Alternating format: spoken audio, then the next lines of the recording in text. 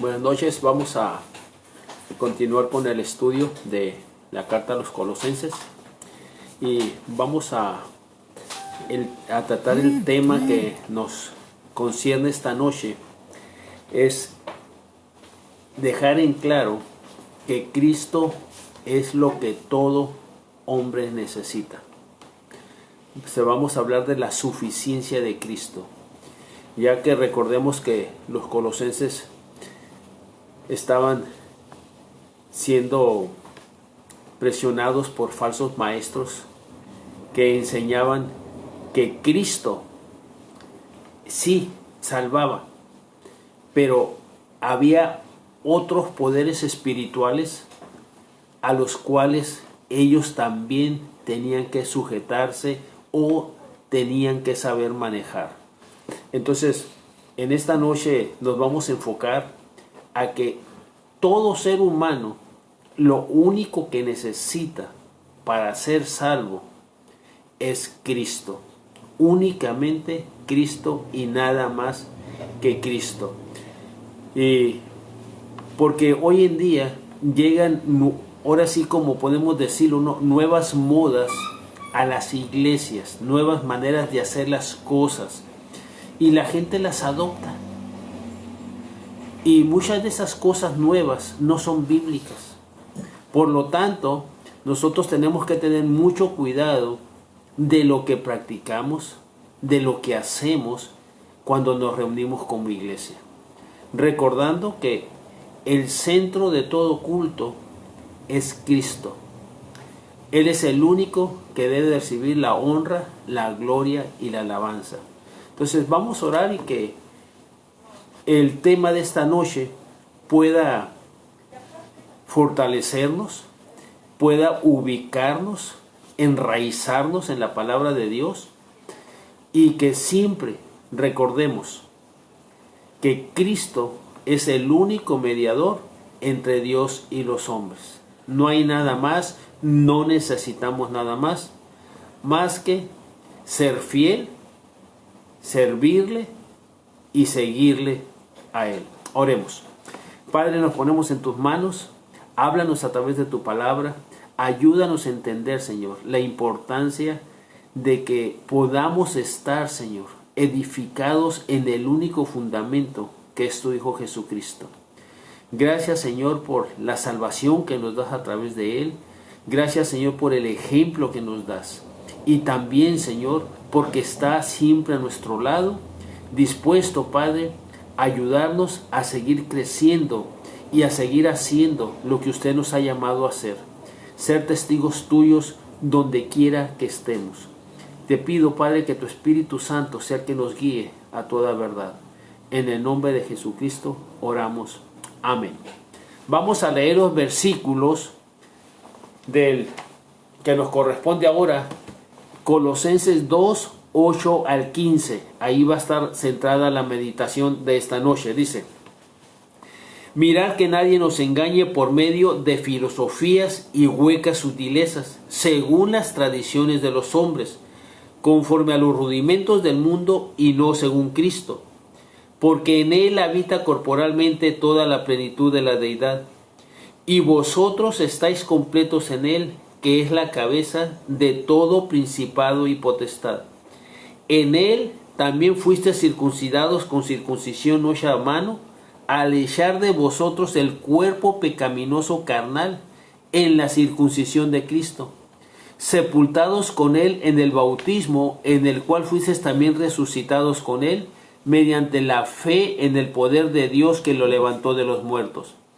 Y a vosotros, estando muertos en pecados y en la incircuncisión de vuestra carne, os dio vida juntamente con Él, perdonándonos todos los pecados, anulando el acta de los decretos que había contra nosotros, que nos era contraria, quitándola del medio y clavándola en la cruz, y despojando a los principados y a las potestades, los exhibió públicamente, triunfando sobre todos ellos. Hoy una pregunta que se hace normalmente a mucha gente es la que sigue. ¿bajo qué signo ha nacido usted? Muchas personas suelen leer sus horóscopos en los diarios o revistas por curiosidad o entretenimiento. Puede ser un pasatiempo inocente, pero para miles de personas los horóscopos son algo más que un juego o un pasatiempo. Lo que para usted sería algo entretenido, saber lo que dice su signo, para muchas personas es una manera de vivir su vida. Se guían por lo que dicen las estrellas. Muchas personas buscan en el horóscopo la dirección de su vida. Y precisamente en ese punto que cabe hacer una pregunta. ¿Dónde busca el cristiano la dirección de su vida? ¿Dónde busca el cristiano la dirección de su vida? ¿En Cristo o en alguna otra cosa? Era el problema de la iglesia de Colosas. Y Pablo encaró de frente. El apóstol ya había expuesto claramente su posición por medio de su himno sobre la supremacía de Cristo en el capítulo 1, 15 al 20. Lo vamos a leer. Dice, hablando de Cristo: Él es la imagen del Dios invisible, el primogénito de toda creación, porque en Él fueron creadas todas las cosas, las que hay en los cielos y los que hay en la tierra, visibles e invisibles, sean tronos o sean dominios, sean principados o sean potestades. Todo fue creado por medio de Él y para Él. Él es antes que todas las cosas, y todas las cosas en Él subsisten.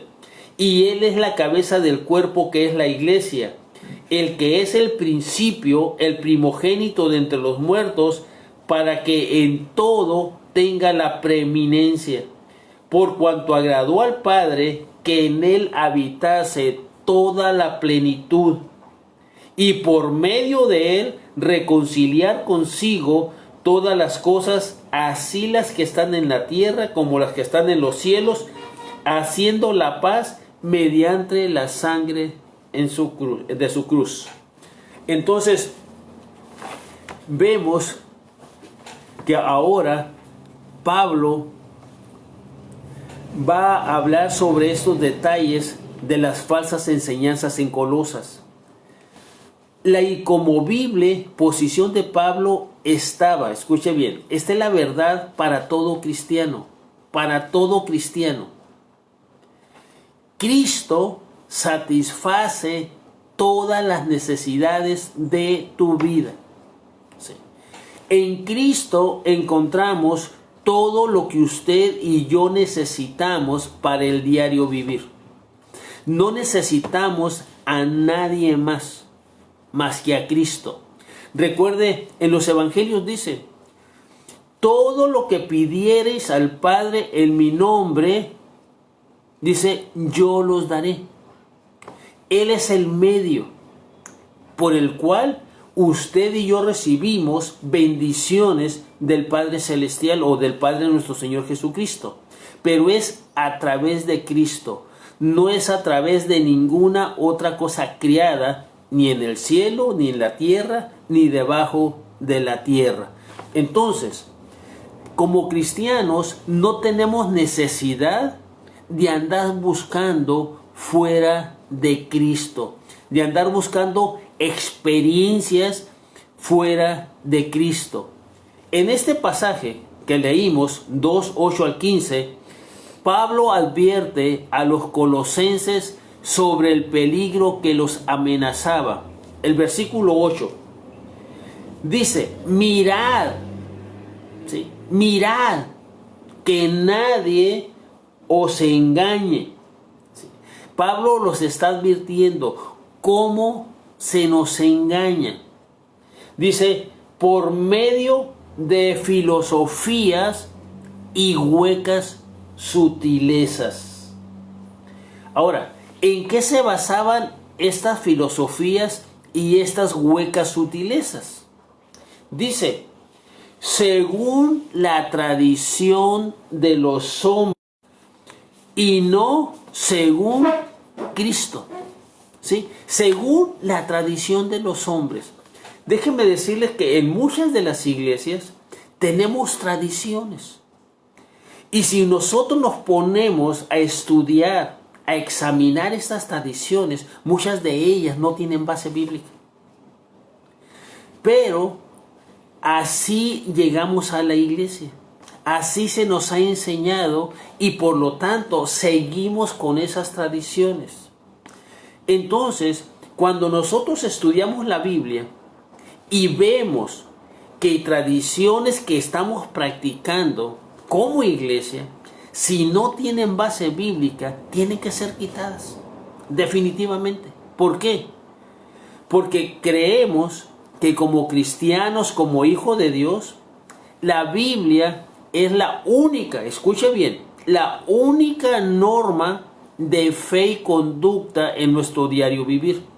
No las tradiciones de los hombres, no lo que los hombres pensaban, no, es la palabra de Dios la que va a medir, ¿sí?, nuestra conducta día a día. Si parte de nuestra conducta, suya y mía, no están basadas en la Biblia, significa que usted y yo tenemos que corregir para ajustarnos a lo que dice la palabra de Dios. Entonces, por eso Pablo les dice, mirad, tengan cuidado que nadie los venga a engañar. Después de la advertencia, Pablo señala que Cristo suple más que sus necesidades. Y en los mismos puntos donde los falsos maestros prometían ayuda. No solo puede el cristiano encontrar plenitud de vida en él, sino que hace inútiles los ritos sacramentales. En los versículos 11 y 12, mire lo que Cristo hace. Capítulo 2, 11 y 12. En él también fuiste circuncidados con circuncisión no hecha de mano.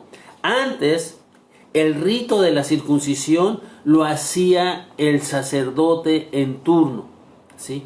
Era hecho por un hombre. Ahora Pablo dice, ya no necesitamos que se nos circuncide.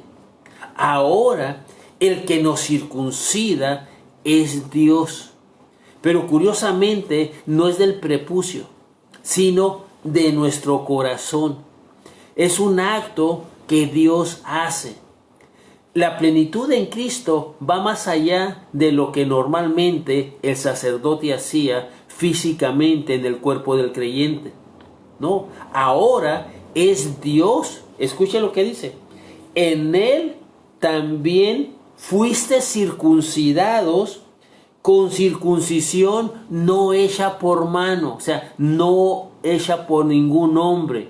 Ahora, cuando usted y yo creemos y aceptamos a Cristo, Dios Padre es el que viene y hace esa circuncisión en nuestros corazones. En otras palabras, limpia nuestros corazones para empezar una nueva manera de vivir. Y eso es muy, muy importante. Dice, pero no nomás hace inútiles los ritos sacramentales. También habla del bautismo. Dice, sepultados con él en el bautismo, en el cual fuisteis también resucitados con él mediante la fe en el poder de Dios que le levantó de los muertos. Cuando nos bautizamos, usted y yo nos identificamos con la muerte y resurrección de Cristo. Cuando el agua cubre nuestros cuerpos físicos, nos estamos identificando con la muerte de Cristo. Pero cuando el pastor o el ministro que nos bautiza nos levanta, nos estamos identificando también con la resurrección de Cristo. Cuando bajo a las aguas bautismales, muero a mi antigua manera de vivir. Cuando soy levantado de las aguas bautismales, estoy resucitando con Cristo. Aunque es simbólico, eso lo tenemos que dar por un hecho. Ya no podemos vivir como antes vivíamos, antes de conocer a Cristo, antes de bautizarnos. Ya no podemos. Tenemos que entender eso y así cambiar literalmente de una manera de vivir. Barre también con todas las demandas legalísticas, ¿sí? Esto es bien importante. ¿Cuáles son las cosas legalísticas? En los versículos 13 y 14 del capítulo 2, escuche lo que dice, 13 y 14. Y vosotros, estando muertos en pecados y en la incircuncisión de vuestra carne, os dio vida juntamente con él, perdonándonos todos los pecados, anulando el acta de los decretos que había contra nosotros, que nos era contraria, quitándola del medio y clavándola en la cruz. Legalmente, usted y yo estábamos condenados a morir. Cristo cumple con su muerte en la cruz del Calvario todas las demandas legales, ¿sí? Todo lo legal, por usted y por mí. Cuando Él cumple esas demandas, muriendo en la cruz del Calvario, lo que sucede ahí, ahora, cuando usted y yo aceptamos a Cristo, los beneficios de haber cumplido las demandas legales se nos aplican a ti y a mí. Dice, y vosotros, estando muertos en pecados y en la incircuncisión de vuestra carne, os dio vida juntamente con Él, perdonándonos nuestros pecados. El primer beneficio de la muerte de Cristo es que tú y yo recibimos perdón. ¿Sí? Es el primer beneficio. Pero ¿cuántas veces, hermanos, usted tiene problemas con alguien? ¿Sí? O tenemos problemas con tu marido, con tus hermanos, con tus padres, con un primo, con un vecino, con un compañero de trabajo, etcétera. Y no puedes compartir el beneficio del perdón porque te han ofendido. Si el primer beneficio que tú y yo tenemos cuando creemos es que se nos perdonan todos nuestros pecados. ¿Cuántos cristianos viven su vida cristiana enemistándose unos con otros, dejándose de hablar, ¿sí? Apartándose? ¿Por qué? Porque te hicieron algo, porque me hicieron algo, ¿sí? Y olvidamos que el primer beneficio que tenemos de nuestra salvación es el perdón de nuestros pecados. Como dice allí, hermanos, perdonándonos, escuche, todos. ¿Y cuántas veces tú y yo no podemos perdonar una falta a un hermano, a un compañero, al esposo, a la esposa, a los hijos, al hermano, al vecino? ¿Sí? Entonces tenemos que entender que al aceptar a Cristo, tú y yo tenemos que ser como Cristo.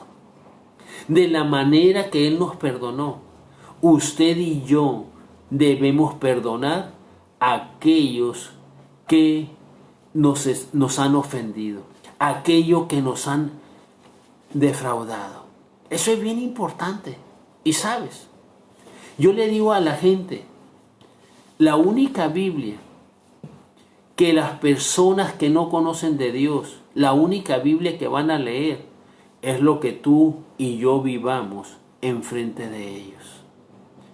Así que con nuestro testimonio, o somos piedra de tropiezo, o somos de ayuda para aquellos que aún no conocen a Cristo. Eso es bien importante. En el 14, anulando el acta de los decretos que había contra nosotros, que nos era, escuche, nos era contraria, ¿Qué hizo? Quitándola del medio y clavándola en la cruz. ¿Cuántas cosas te son contrarias para servir a Dios? Pablo dice en Gálatas 2:20, escuche, con Cristo estoy juntamente crucificado. Ya no vivo yo, vive Cristo en mí. Y todo lo que hago, lo hago en el poder del Hijo de Dios, el cual me amó y se entregó a sí mismo por mí. ¿Cuántos de nosotros tenemos esa necesidad de crucificarnos simbólicamente con Cristo? Sí. ¿Cuántas veces, hermanos, nosotros o la gente en la iglesia busca ser servido? Escuche, a mí ha llegado gente que me dice, ando buscando una iglesia donde me hagan sentir bien. ¿Dónde dice la Biblia que usted y yo debemos buscar una iglesia donde lo hagan sentir bien? ¿Qué no es el propósito de la iglesia, hermanos? Que el que se sienta bien de lo que hacemos en la iglesia es Dios. ¿Sí? Es Dios. ¿No es claro, hermanos, el mensaje del dueño de la iglesia cuando dice, porque el Hijo del Hombre no vino para ser servido, sino para servir y dar su vida en rescate por muchos? ¿Cuánta gente va buscando, hermanos, llegar a una congregación y que le pongan alfombra roja y que no le hagan un desaire y que siempre lo traten como un príncipe, como una princesa? Y de esa manera usted puede decir, ay, es que esta iglesia sí me gusta. Pero sabes, no fuimos llamados para eso. La actitud de un verdadero hijo de Dios es llegar a una congregación y decir, ¿en qué puedo servir? ¿En qué puedo servir? Porque Dios me ha llamado a servir. Entonces, nosotros nos convertimos en bendición para la gente que llega a la iglesia. ¿Por qué? Porque estamos para servirle. Imagínese que vamos a un restaurante y usted se ponga el mandil y tenga que autoservirse. Usted va a que le sirvan, porque el restaurante está para servir. Eso es su fin, ese es su propósito. Bueno, cuando usted va a una iglesia, si usted es cristiano, usted va a servir, no a que le sirvan. Ya no más falta que en las iglesias, hermanos, pongamos el menú para que escoja su himno preferido, para que escoja su pasaje preferido y para que escoja lo que a usted le gusta. Sí, su postre espiritual preferido. Es lo único que nos falta. Que llegue la gente, a ver, ¿qué quiere que hagamos para usted? No. Cuando vamos a la iglesia, el único propósito es que la gente sea confrontada con Cristo. Que la gente sea encarada con Cristo. Que la gente escuche a Cristo y no al hombre. Que la gente busque a Cristo y no a los líderes, no al pastor. Ese es el propósito de la iglesia. ¿Sí? Porque estamos celebrando al que murió y al que dio su vida por la iglesia. Por eso Pablo, es bien importante lo que Pablo dice. Mirad, ¿sí? Mirad que nadie os engañe. ¿Cuántas veces cuando usted visita otras iglesias, hermanos, hay cosas que en otras iglesias hacen y a usted le gusta? Pero pregúntese, ¿lo que están haciendo es bíblico? ¿Sí? En mi experiencia, ha habido ocasiones en que quieren que hagamos lo que hacen en otra iglesia, porque a ellos les pareció. Pero cuando vienen conmigo, hermanos, y me dicen, pastor, yo les dije, deme una base bíblica donde lo que quiere usted que hagamos aquí esté en la Biblia. Y no hay base bíblica. No hay lugar en la Biblia, en toda la Biblia, desde Génesis hasta Apocalipsis, para hacer lo que estas personas quieren que hagamos. Ay, es que es muy bonito, sentí muy bonito. Déjame decirte que el precio de tu salvación, Cristo jamás estuvo cómodo. En ningún momento, antes de ser arrestado, cuando estaba en el Getsemaní, dice que entró en agonía. Y dice que su sudor eran como gotas de sangre. Esa era la agonía del Hijo de Dios antes de ser arrestado, cuando estaba orando en el Getsemaní. Cristo no sintió bonito. Sufrió el dolor que le iba a costar tu salvación y la mía. ¿Sí? Pero hoy en día buscamos sentir bonito. ¿Sabe qué es lo bonito? Cuando lleguemos a su presencia y Él nos diga, bien, buen siervo fiel, sobre poco fuiste fiel, entra al gozo de tu Señor. Eso es lo bonito. El ser cristiano no se basa en el sentimiento, se basa en hechos, en cosas reales que pasaron. Y Cristo jamás te llamó a sentir bonito. Eso no significa, hermanos, que la vida cristiana no traiga satisfacciones. Claro que sí. La satisfacción más grande, hermanos, es participar de la salvación. Es saber que Él me ha salvado. Eso es una gran satisfacción. Pero Cristo, hermanos, dice, el que quiera venir en pos de mí, niéguese. Deje de autogratificarse. Deje de buscar su propia felicidad. Porque ahora vamos a buscar la felicidad de aquellos que no tienen a Cristo. Vamos a buscar el gozo de esa gente que está en dolor, que está en llanto, que está desanimada, etc. Pero eso nos va a costar sufrimiento. Eso nos va a costar esfuerzo. Entonces, no, el cristianismo no es una religión donde tú vas a sentir bonito.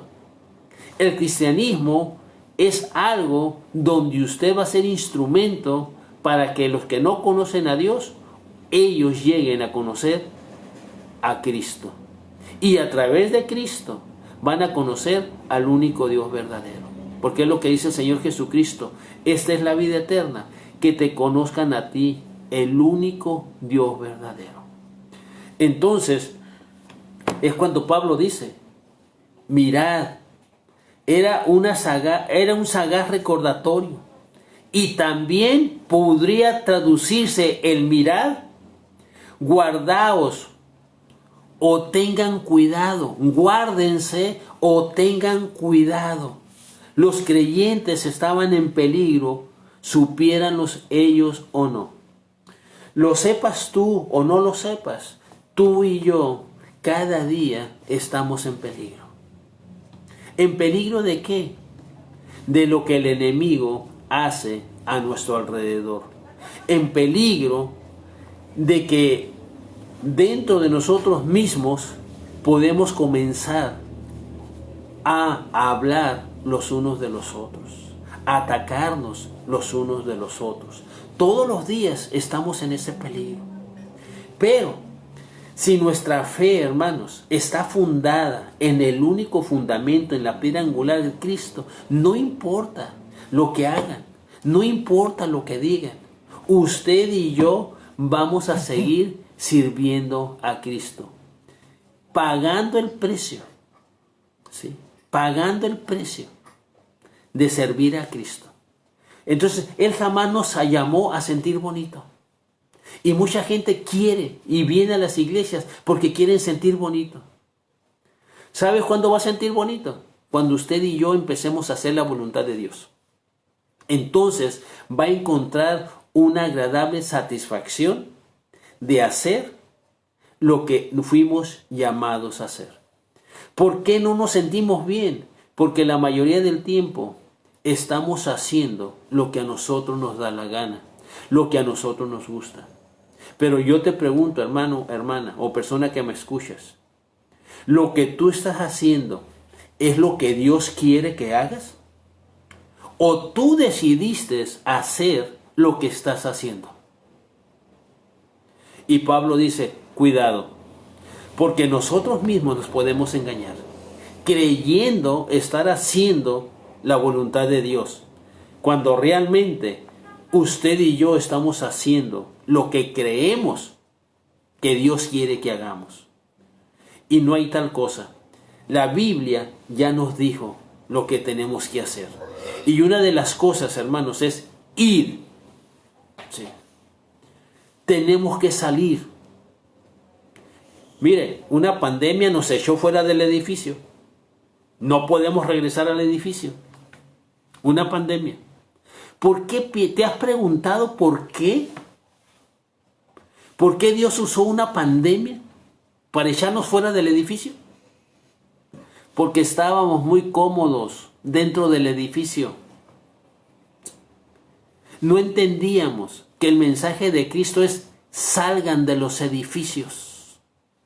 Hay un canto que dice: lleva a Dios al mercado, llévalo a las calles, sácalo de los templos.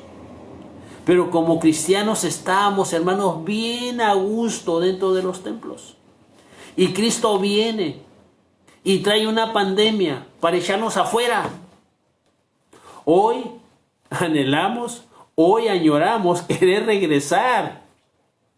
Y no nos ha caído el 20. Porque hermanos, ¿cuántos estamos compartiendo nuestra fe fuera del templo? ¿Cuántos estamos hablando de Cristo fuera del templo? ¿Qué estás haciendo con tu fe fuera del templo? Es el momento. Ya estamos fuera. Entonces empecemos a compartir a Cristo. Empecemos, hermanos, realmente a ser testigos de Cristo por doquier. Hay un canto que cantamos: si Cristo conmigo va, yo iré. Y decía un hermano, vamos a cantar mentiras. Porque déjeme decirle que muchos de los cantos que cantamos no los vivimos. Nos emocionamos, hasta lloramos, pero ahí para todo. Pero no vives eso. Si Cristo conmigo va, yo iré. Si al desierto, dice ahí, yo iré. No, hermanos. Si no compartes a Cristo con tu familia, mucho menos vas a compartirla con tu vecino. Si no compartes con tu vecino, mucho menos vas a ir a una colonia.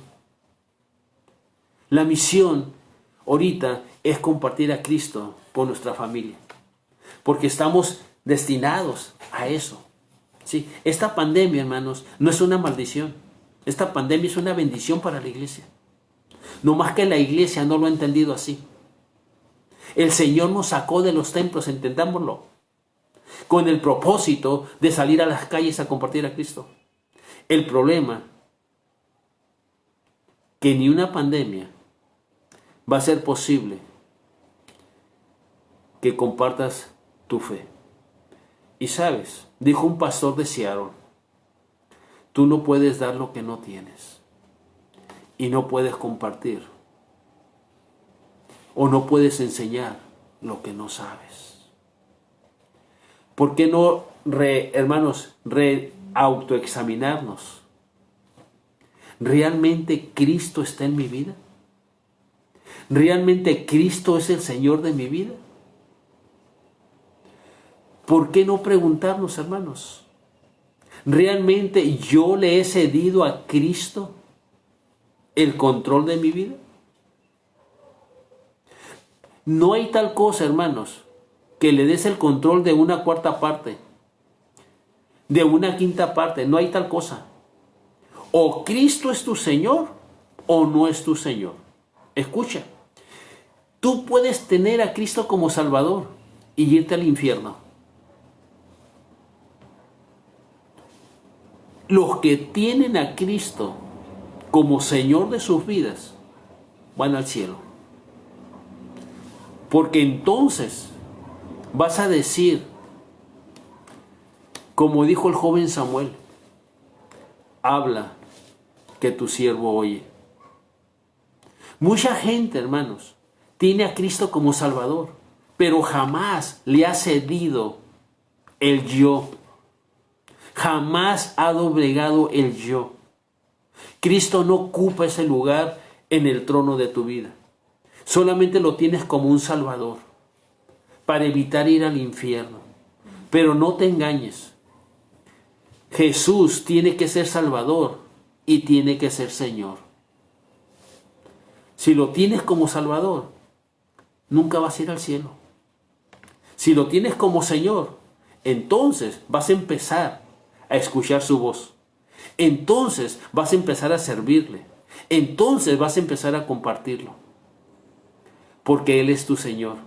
Y tu Señor te está diciendo, como aquel endemoniado, ve y cuenta y dile a los tuyos cuán grandes cosas Dios ha hecho contigo. ¿Qué hemos hecho en esta pandemia, hermanos? ¿Realmente estamos compartiendo a Cristo? ¿Realmente, hermanos, estamos obedeciendo? Pablo se aseguró de que la advertencia fuera clara. Puso de relieve el peligro usando palabras un tanto raras, pero gráficas, para pintar la situación. La versión latinoamericana traduce: mirad que nadie os lleve en despojo, como queriendo aludir a ser capturados fuera por un secuestrador o un traficante de esclavos. Cuando dice mirad que nadie nos engañe, a eso se está refiriendo. No dejes que nadie te capture.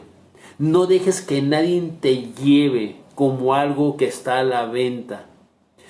¿Cuántas veces, hermanos, vienen grandes predicadores, nos fascinan, nos deslumbran, y después de que vienen estos grandes predicadores, hermanos, famosos, usted no va a hablar de Cristo, hermano. Usted va a hablar del predicador. Usted va a hablar de lo bonito que hablaba el predicador. Usted va a hablar de la elocuencia del predicador. ¿Dónde dice la Biblia que usted y yo tenemos que dar testimonio de esos predicadores?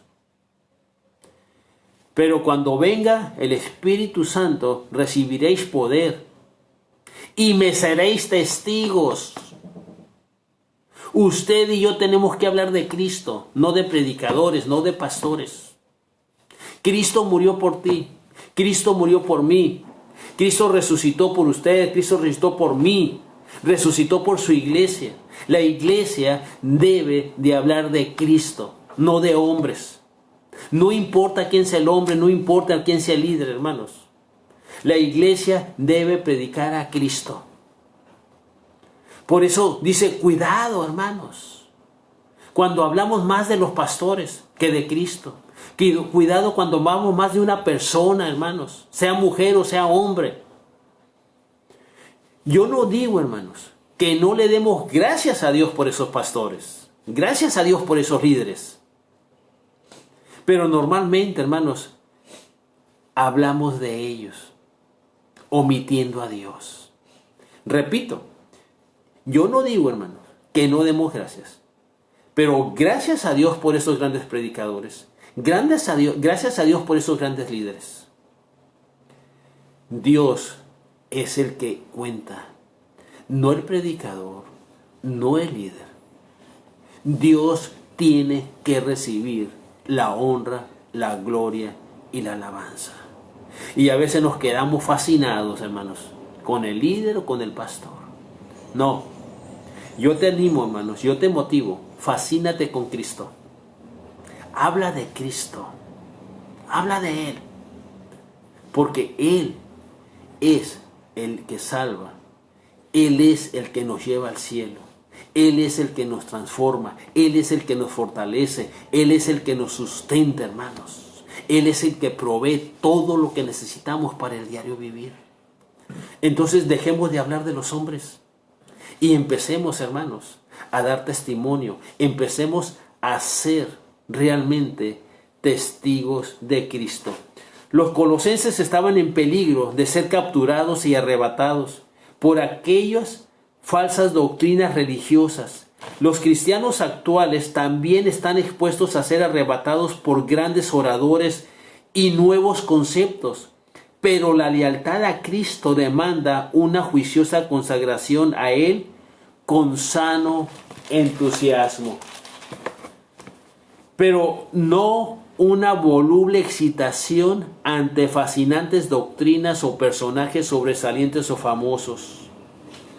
Los falsos maestros de Colosas estaban orgullosos de sus doctrinas. Escuche, versículo 18, 2:18. Nadie nos prive de vuestro premio, afectando humildad y culto a los ángeles. Culto. Ya se le rendía, hermanos, no el culto a Dios, a los ángeles.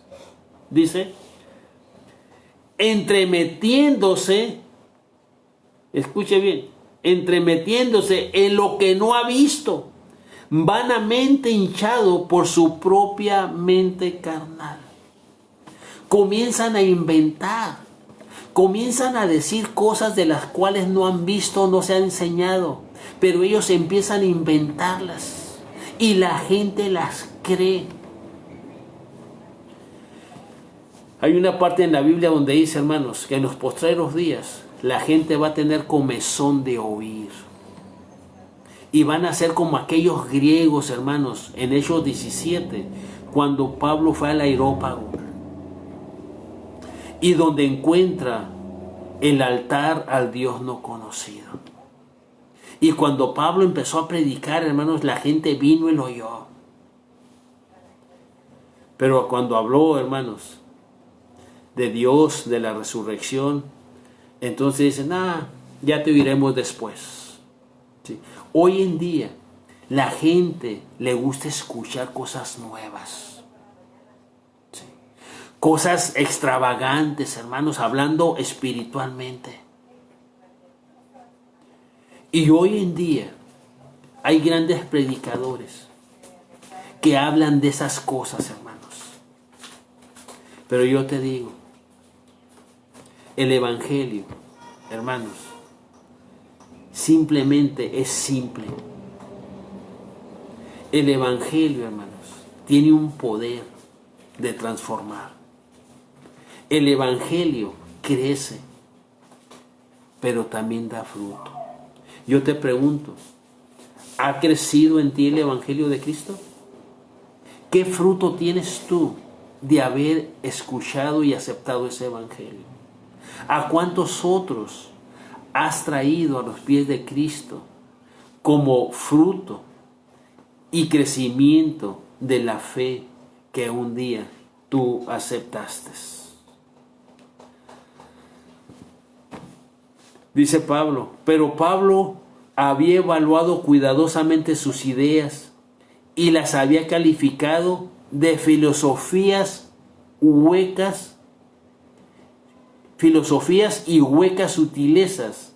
El término filosofías no es usado aquí por Pablo para referirse a la noble investigación para la comprensión de la vida, como era usado por los primitivos filósofos griegos. En la época de Pablo, el término era usado más ampliamente. Era una buena etiqueta, escuche, era una buena etiqueta para una mezcla de magia, religión, tradición y superstición. Repito, filosofía era usado como una buena etiqueta para una mezcla de magia, religión, tradición y superstición que estaba siendo pasada en Colosas como un cristianismo nuevo y mejor. Ya no era simplemente Cristo, hermanos. Aquí está el peligro. Ya no nomás es Cristo. Ahora era magia, religión, tradición y superstición. Todas estas cosas hacían como si tú y yo fuéramos un super cristiano. Tú ibas a estar arriba de los demás. Tú ibas a ser la excelencia en el cristianismo de acuerdo a la tradición de los hombres y no a Cristo. Esta mezcla de gnosticismo era atrayente porque comprendía, escuche, ideas populares y generalmente aceptadas. Pero Pablo advirtió que su sistema no tenía nada que ofrecer al cristiano. Aunque los falsos maestros afirmaban que sus doctrinas constituían un camino más alto y más culto, ellos estaban simplemente atrapados en huecas sutilezas. Todo el sistema no era según Cristo. ¿Qué vas a seguir tú, hermano? Tenemos la palabra de Dios. Tenemos la palabra profética más segura. Dice en segunda de Pedro, hermanos. 2. Tenemos la palabra profética más segura. ¿Qué buscamos fuera de la Biblia? ¿Qué buscamos fuera de Cristo? Si en Cristo, hermanos, estamos completos. No nos hace falta nada. Pero a veces nos gusta escuchar lo nuevo. Pero ¿sabe una cosa?